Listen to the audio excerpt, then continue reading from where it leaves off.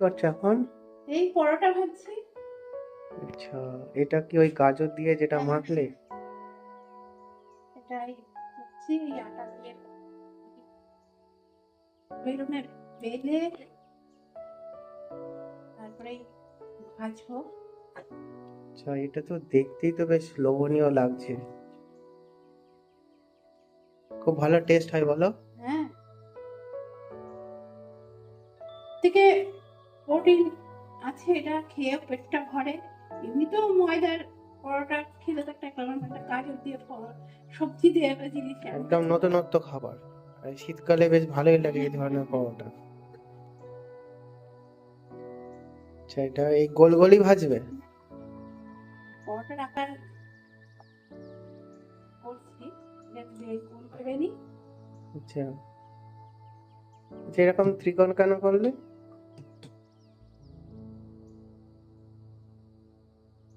আমাদেরই পরোটা আকার, এটাকে আমরা পরোটা বলে রাখি ত্রিকোণ আকার করে।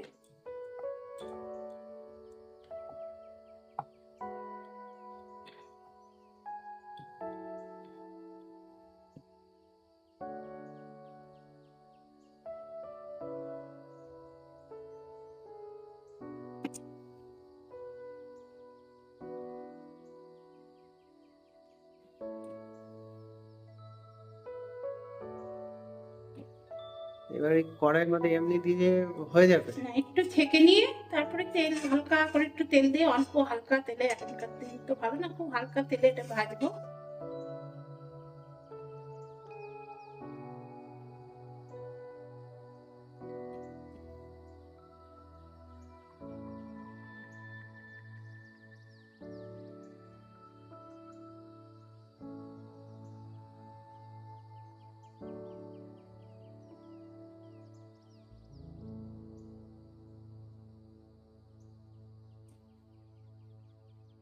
এবার কি তেল দিচ্ছ?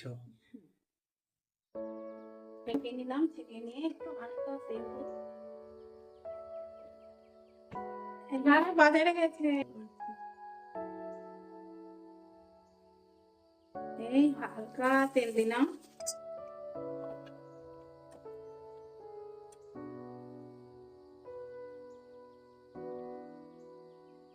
বেশি তেল দিলে তো লুচি হয়ে যেত। হ্যাঁ, খুব হালকা তেলে একটু ভেজে নিয়ে এটাকে পরিবেশন করতে হবে।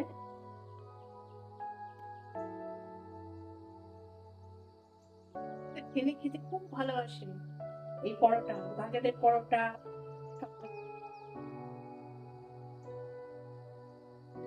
একটা বিশাল ফুলছে।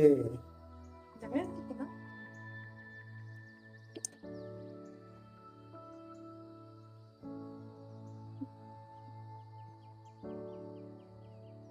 এই যে গাজরের পরোটা। বাহ, দেখতে বেশ টেম্পটিং হয়েছে, মনে হচ্ছে না এখনই গরম তুলে খেয়ে নি। হালকা তেলের গাজরের পরোটা। তাহলে তুমি ভাজাভুজি কমপ্লিট করো।